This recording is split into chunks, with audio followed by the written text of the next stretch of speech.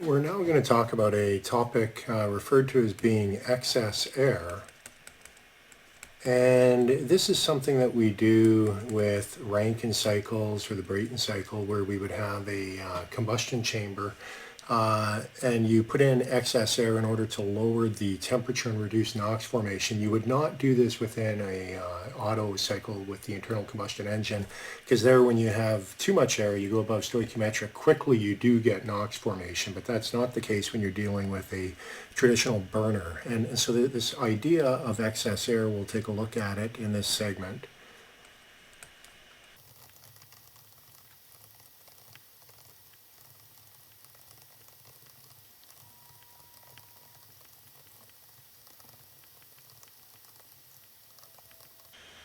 So we talk about this as being excess air, and with the Brayton cycle within the burner, if you recall, when we looked at the Brayton cycle, we said that this helps reduce the hot spots of the gases coming out of our combustor, which then eventually go on into the turbine. And with the Rankine as well, quite often the Rankine you'll be burning coal, and by adding excess air, we're reducing the temperature and reducing the formation of NOx, which we saw earlier leads to photochemical smog, and we like to reduce that. So let's take a look at this idea of excess air. So you can have different amounts of excess air. For example, you might have 50% excess air. And what that would translate into is that we're 1.5 times the theoretical air, which we saw or were able to calculate by doing the stoichiometric balance. You could have another example, 150% excess air. And for that, what we would be doing would be 2.5 times the theoretical amount of air, or the stoichiometric amount. So the result of this, the net result, is that we are going to have excess oxygen within the product stream.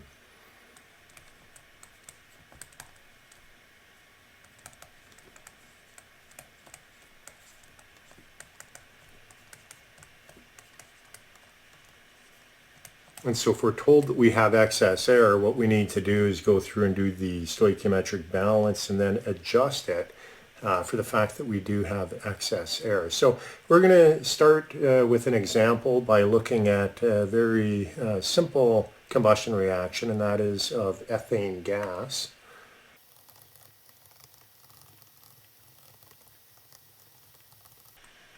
And so what we're told, we have combustion of ethane gas, C2H6, and we're told that it is taking place in 200% excess air.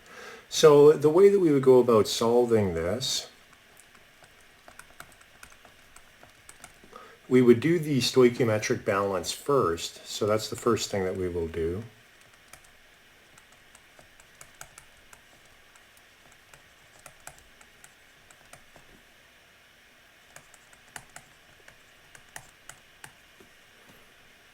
So writing out our equation,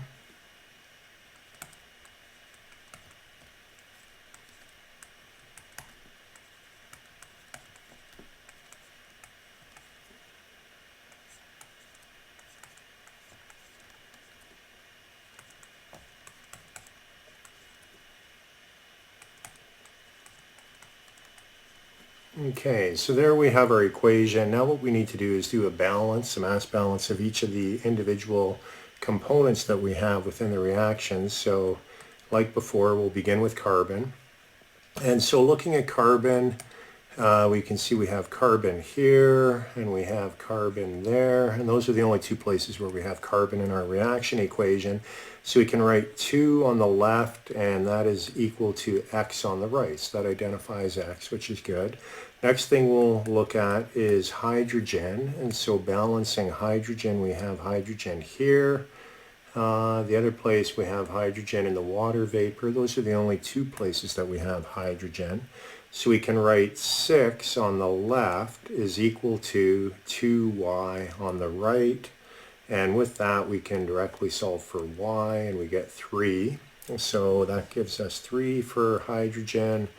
O2, we'll do diatomic oxygen, and we have O2 there. And then on the right-hand side, we have a little bit of O2 there, and we have a monatomic oxygen, or well, it's not monatomic because it's bonded with H2O, but anyways, we have oxygen in the water vapor. And so then what we have for the left-hand side, we have A theoretical, and on the right-hand side we have X, and then we have Y, and we need to divide that by 2 because notice we don't have O2 in the water vapor, we only have oxygen. And so with that, we can then solve, because we know the value of X, we've solved it here, and we know the value of Y, so we can plug those into this equation, and what we end up with for the theoretical error is 3.5. Now the last thing we will do is we will do a balance with nitrogen, so let's take a look at diatomic nitrogen N2, and on the left-hand side of the equation it appears here, and on the right-hand side it appears there. And so with that, on the left-hand side we have 3.76 times A theoretical is equal to, on the right-hand side, Z or Z, depending which country you are in. And with that we get 13.16. And so that becomes the stoichiometric balance. And so what we can do is rewrite our equation before introducing this excess error that we have in the problem statement. So let's rewrite it with the values that we just solved for.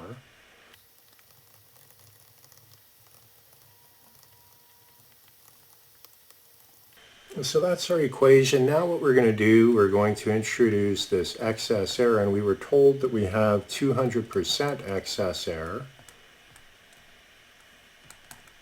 And that means that we're dealing with 3 times the theoretical error. So dealing with 3 times the theoretical error, what I'll do is rewrite our reaction equation.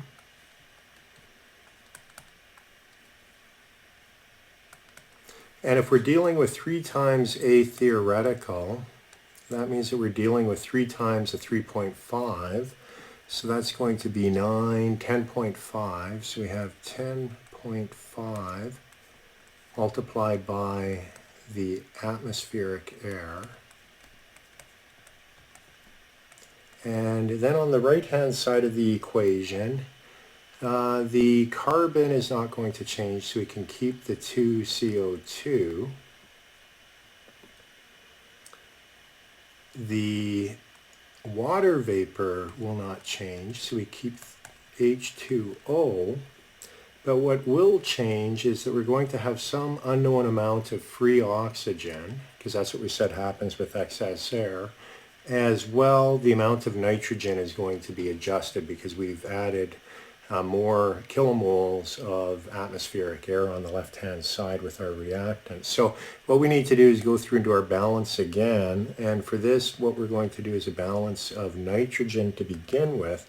So on the right-hand side we see we have nitrogen there, and on the left-hand side it is unknown, and that's what we're going to try to determine. So we have 10.5 times 3.76, and with that we end up with a value that we can then put into our reaction equation, and that value is 39.48. So that gives us the value for nitrogen. And next we will look at oxygen, diatomic oxygen. Locations of diatomic oxygen, we have it there. And we also have diatomic oxygen there. We have to account for it with the water. And then we have excess oxygen on the product side. And so with that, on the left we have 10.5, and now that needs to be balanced with CO2. We have 2 kilomoles. In water we have 3, but we have to divide by 2 because we do not have diatomic oxygen there. And plus some unknown, and I will call that unknown Y, which is what we have prescribed there for the oxygen. And when we go through and we solve this, we find Y is equal to 7. And so with that, we can take it and put it into our reaction equation, and we get that. And so there is our final reaction equation with excess air. And the main thing to notice is that we have a new free oxygen, diatomic oxygen on the product side, and we've also adjusted the amount of nitrogen because we have excess air coming through, and consequently nitrogen, which is usually inert and along for the ride if all goes well, then we would have to increase the amount on the right hand side as well. So that is an example of how you can deal with problems involving excess air. And again, remember this typically is not done if you have an Otto cycle. You can lead to increased NOx formation with the Otto or the internal combustion, but it's used for Rankine cycles, burners, where you would have a burner and you want to reduce hot spots in the burner. So that is excess air, and that will conclude this segment.